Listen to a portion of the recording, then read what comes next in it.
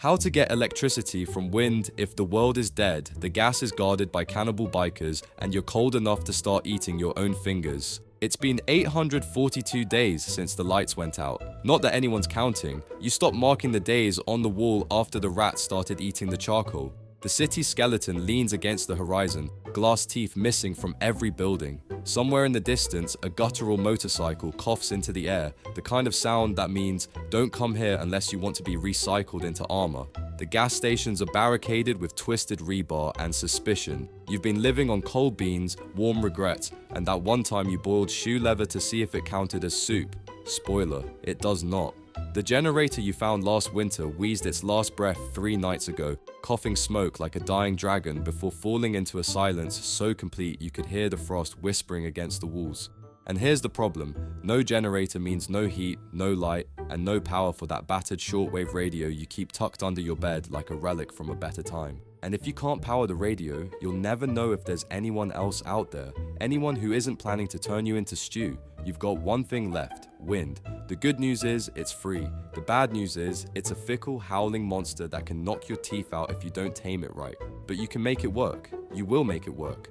Because the only alternative is curling up in the dark, listening to the slow crunch of frost gnawing through your last tin of beans. Today, I'm going to teach you how to squeeze electricity out of wind using nothing but scavenged junk, bad ideas, and the kind of stubbornness that got you through the first winter. We'll build something crude, ugly, and just functional enough to make you question whether you should be proud or terrified.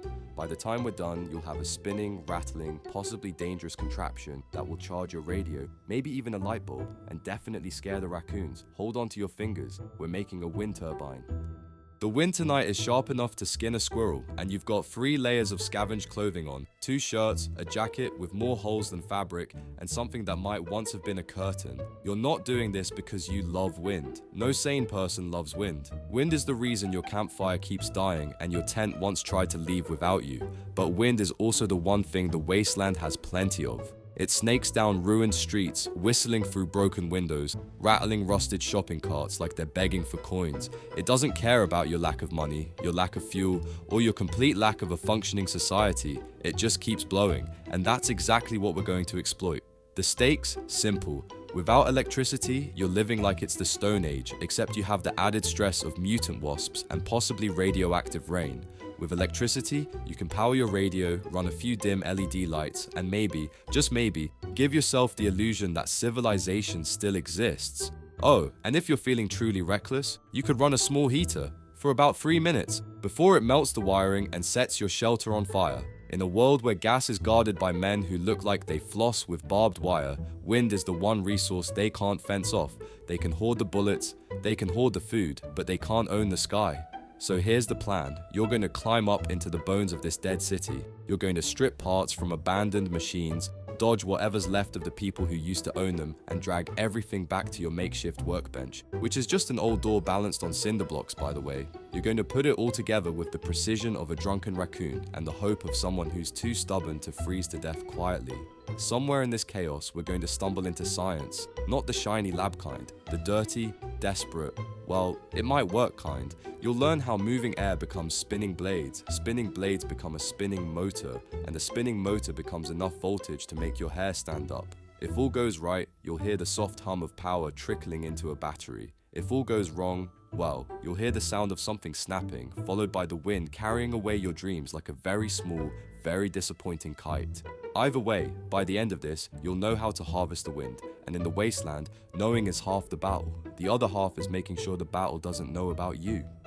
You don't just have wind turbine parts lying around unless you were a prepper, an engineer, or a lunatic, and judging by the smell in your shelter, you might be all three. But unfortunately, your storage situation is about as empty as a raided vending machine. So you start with the most important part of any build in the apocalypse, scavenging. The city is a museum of broken machines. You head down cracked asphalt streets where grass grows through the lines like nature's graffiti. Every corner hides a story, most of them bad. Your breath comes out in sharp clouds as you check for movement in the shadows. You're not worried about the wind, you're worried about what else the wind is carrying. Footsteps, voices, or worse, silence. You're looking for anything that spins: bicycles, old fan blades, the kind of desk fans that probably once hummed in an office where someone complained about the air conditioning being too cold. You find one, still plugged into a wall that's no longer connected to anything. Its blades are coated in a thick layer of dust and despair. Then you need a generator, not a whole one. You're not dragging a 200-pound gas-powered lump through the wasteland. What you want is a small electric motor, the kind you can find in old power tools, treadmills, or that exercise bike your neighbor swore they'd use before society collapsed. Anything that used to make motion can be tricked into making electricity. The first hardware store you find has been picked cleaner than a chicken bone at a starving camp. Shelves are bent and empty, aisles full of muddy footprints and one very ominous trail of dried red. You don't linger. The second spot is an old repair shop. The front door is hanging by a single hinge and the smell inside is equal parts rust, oil, and something you really hope was just a raccoon. Jackpot, a shelf of busted power tools, drills, sanders, a circular saw with a broken handle. You pocket 3 motors before you hear the sound of something heavy shifting in the back room. You leave.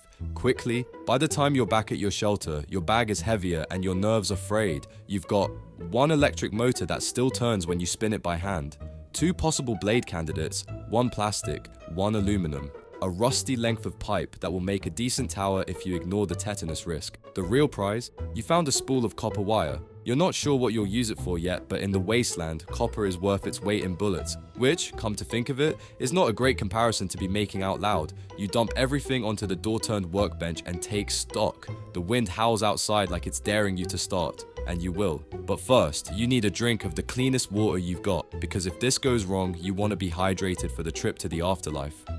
You've got the heart of your wind turbine, the motor, but without blades, it's just a very ugly paperweight. The blades are what catch the wind and spin the motor. And here's the catch: in the wasteland, you don't get perfect symmetry or precision engineering. You get whatever doesn't break when you hit it with a wrench. You start with the aluminum blade candidate. It's actually part of an old ceiling fan, still bent in a way that says "fell during a fight." Aluminum is light, durable, and it won't rot in the rain, but cut yourself on it and you'll be adding blood to the list of materials used in the build. You decide to shape the blades into something vaguely aerodynamic. This involves clamping the piece under your boot and hacking away at it with a hacksaw that's missing 3 teeth. It's not pretty, nothing in the wasteland is. But slowly, you get 3 blades that are almost the same size, give or take the width of a finger. Next, you raid your stash for bolts, washers, and anything else that can hold the blades to the hub of the motor. You find some in an old coffee tin labeled MISC, which in your experience usually means stuff the last guy didn't know how to use. Here's where the bad idea comes in. To make sure the blades are balanced, you have to test them. Testing them means holding the assembly in the wind and seeing if it spins evenly, and the wind right now is strong enough to peel shingles off the roof. The first test spin nearly takes your head off. The aluminum catches the gust like it's been waiting its whole life for this moment, whipping around with a noise like a helicopter that drank too much coffee.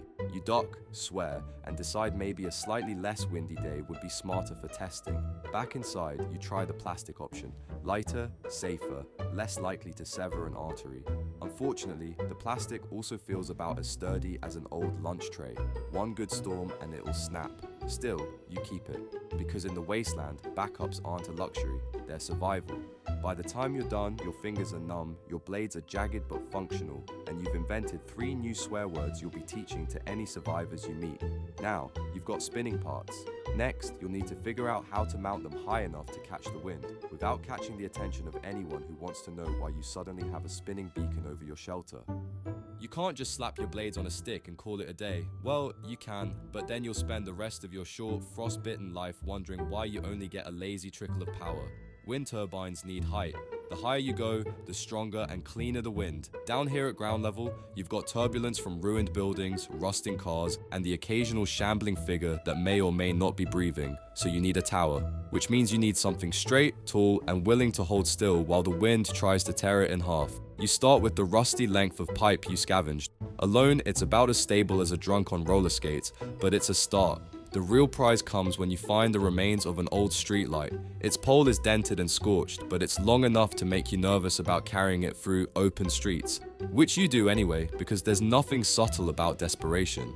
Back at your shelter, you start jury rigging. You hammer the streetlight pole into a hole between two slabs of broken pavement, bracing it with scavenged metal brackets and concrete chunks. Every swing of the hammer rings out like a dinner bell for anyone within earshot. You keep glancing over your shoulder, expecting company. For extra stability, you lash the pole to a nearby wall with strips of seatbelt you cut from an abandoned car. Seatbelts are miracle straps in the apocalypse, strong, flexible, and capable of holding together just about anything except your sanity. Now comes the terrifying part, climbing. You need to get the motor and blades up there, mount them, and make sure they can spin without catching on the tower itself. The ladder you have is a rusted relic that creaks in a way ladders shouldn't. Each rung feels like it's auditioning to become a tetanus delivery system. Halfway up, the wind hits you like a cold slap, making the blades in your hands rattle against your coat. You're suddenly very aware that if you fall, no one's going to rush to catch you. You'll just be another stain on the cracked pavement. You reach the top, bolt the motor housing into a makeshift bracket welded from two bicycle frames, and attach the blades. The assembly wobbles like a drunk vulture, but it spins. The first real gust makes it whirl into life with a sound halfway between a fan and a weapon. You climb down with shaking legs, not from fear, well, not entirely from fear, but from the realization that you've just put a giant shiny "look here" sign above your shelter, which means you'll need to move fast before curiosity comes knocking.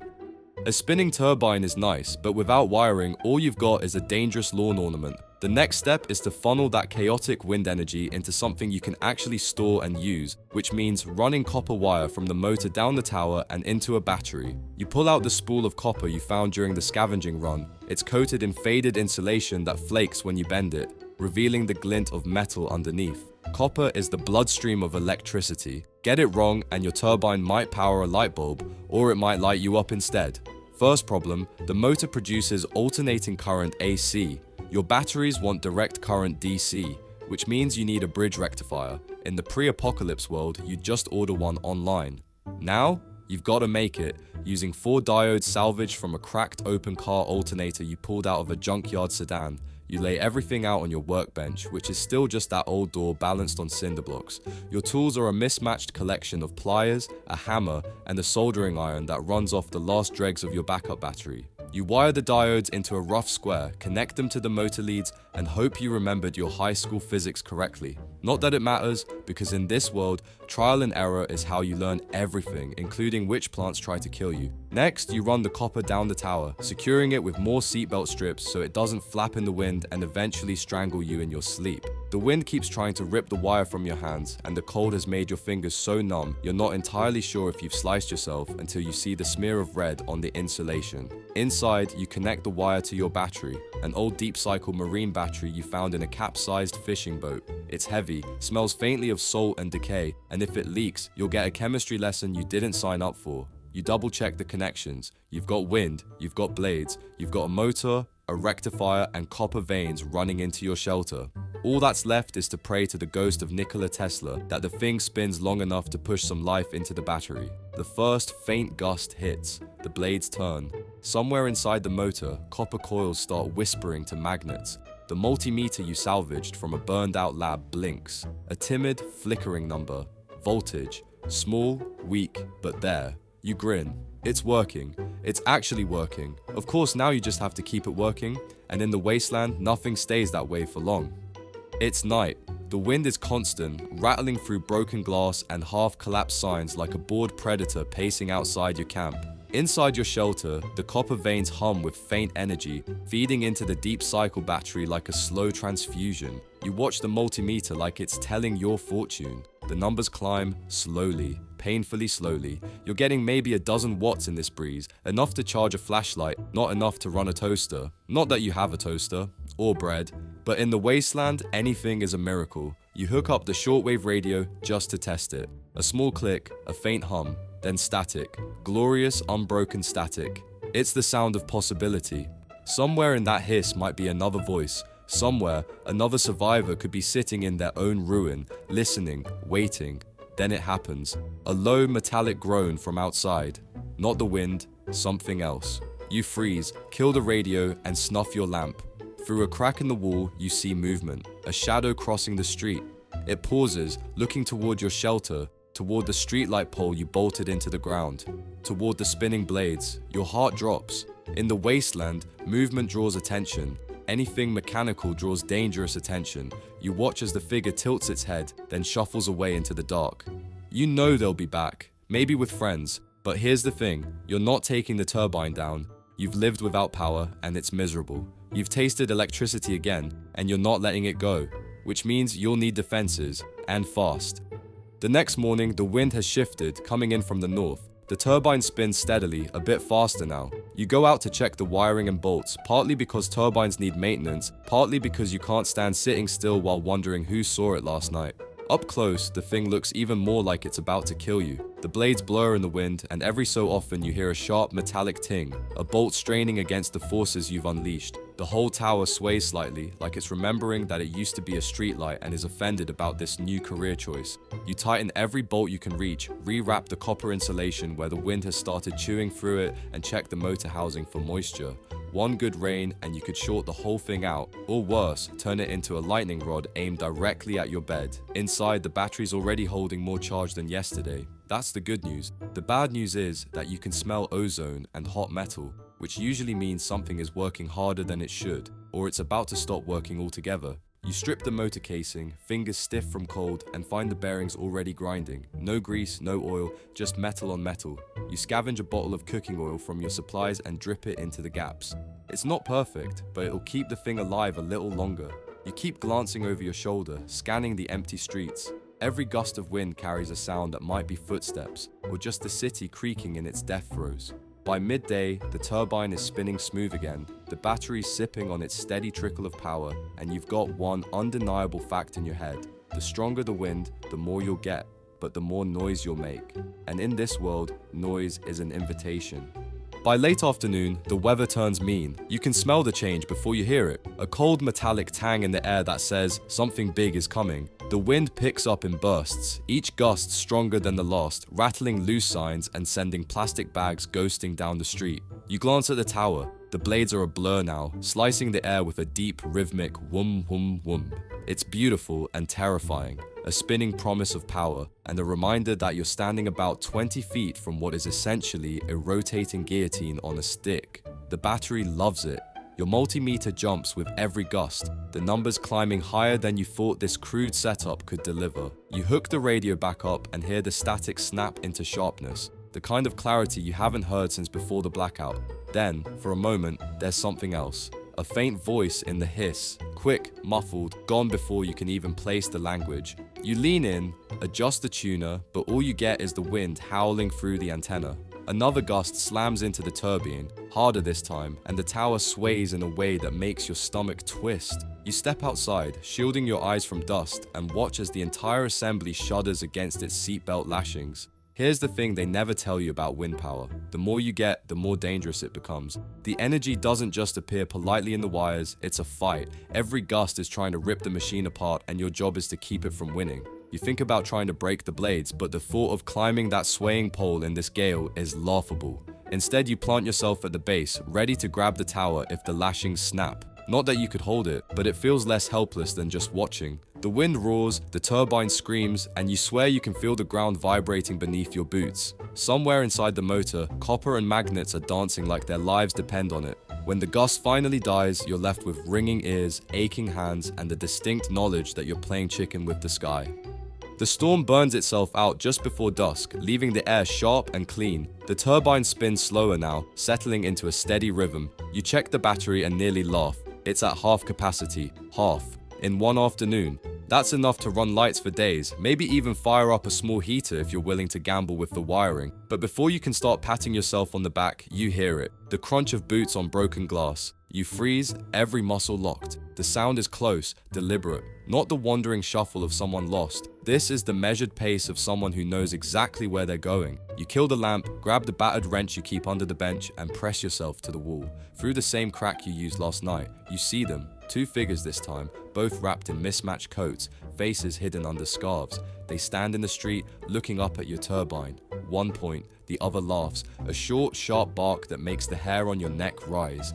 They talk for a moment, voices too low to catch, then they leave the way they came. no attempt to knock, no rush, just gone, which is somehow worse, because people in the wasteland don't walk away from something they want. They come back for it. You sit in the dark for hours, listening for their return, every creak of the shelter sounding like a footstep.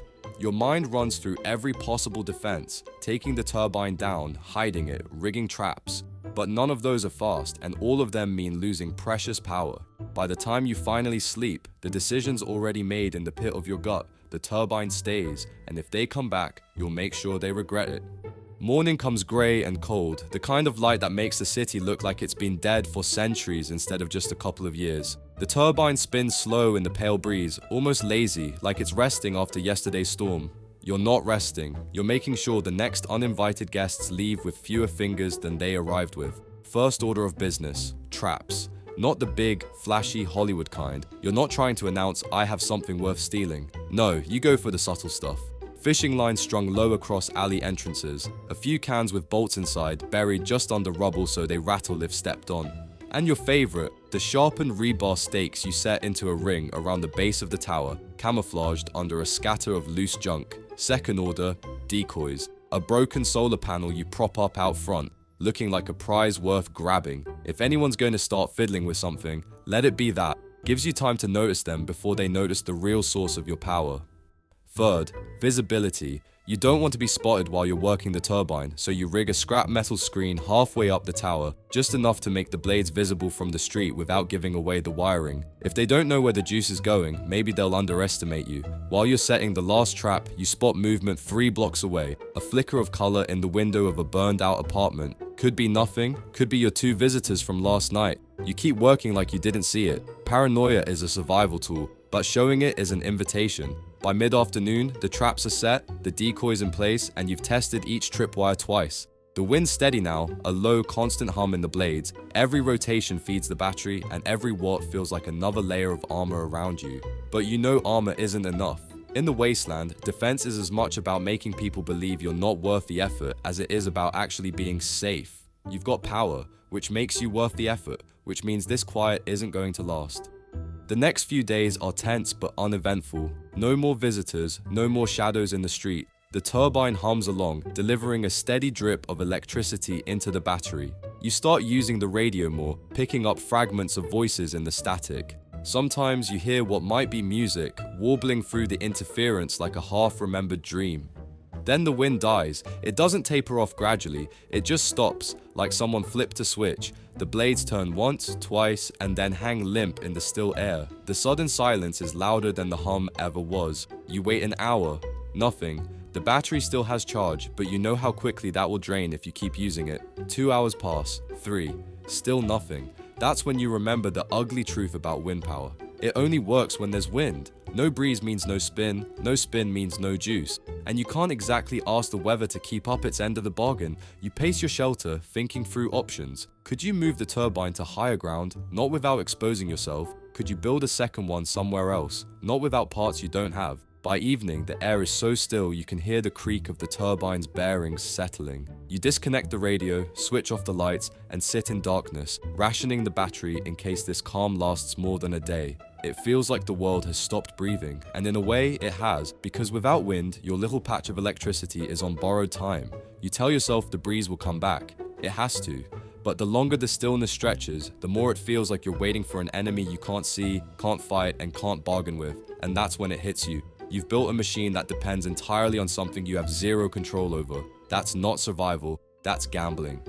The wind finally comes back on the 3rd night, but it's not a polite, manageable breeze. No, this is the kind of wind that tears shingles from roofs and sends metal siding screaming down the street like it's possessed. You're awake before it even hits full force, jolted upright by the turbine's deep, throaty whum whum whum vibrating through the walls. You flick on the multimeter. The numbers are climbing fast, faster than they ever have before. And that's when you realize you're not just harvesting wind tonight, you're overloading. The battery's taking the charge like a champ for now, but every extra volt is heat. Heat in the wiring, heat in the motor, heat in the battery, and in the wasteland, heat is just one polite step away from fire. You pull on your coat and step outside into a storm that feels like it wants to peel your skin off. The turbine is a blur overhead, the blades whining like an animal in pain. The tower sways wildly, seatbelt lashings stretched so taut they could snap at any moment. You have two choices, break it or ride it out. Breaking means climbing that shaking pole in a wind that could pluck you off like a weed.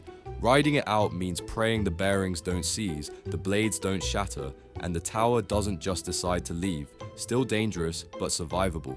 You stay there for an hour, hunched at the base like a soldier manning a post, checking the wiring for smoke and touching the motor casing every few minutes to feel for dangerous heat. By the time the wind eases, your hands are raw, your coat is soaked, and your teeth are chattering. But the battery's sitting at full charge for the first time since you built this thing. It feels like winning a war, a small one, against the air. The storm leaves a city scrubbed clean and sparkling under a weak morning sun. For the first time in weeks, you have plenty of power. Enough to run the radio all day. Enough to run a string of lights without guilt. Enough to risk a quick blast from your salvaged space heater just to remember what warm fingers feel like. You flip the radio on. The static is crisp, the signal strong. You scan slowly, carefully, and then you hear it. A voice. Not just a fragment this time. A real, steady voice cutting through the hiss like a knife. The words are garbled but unmistakable. If you can hear this, survivors, east of the river, coordinates. You grab a pencil and start scribbling the numbers, hands shaking. They repeat the message twice, then it's gone. Just static again. Your heart's pounding. East of the river, survivors. It's proof you're not alone, and maybe a ticket out of this crumbling shelter. Then you notice the sound, a different hum, not from the turbine, from the street. You step to the window and see them, 4 figures this time, not 2, standing under your tower, looking up, not speaking, not moving. One of them tilts their head the same way the first visitor did days ago, then they look at each other.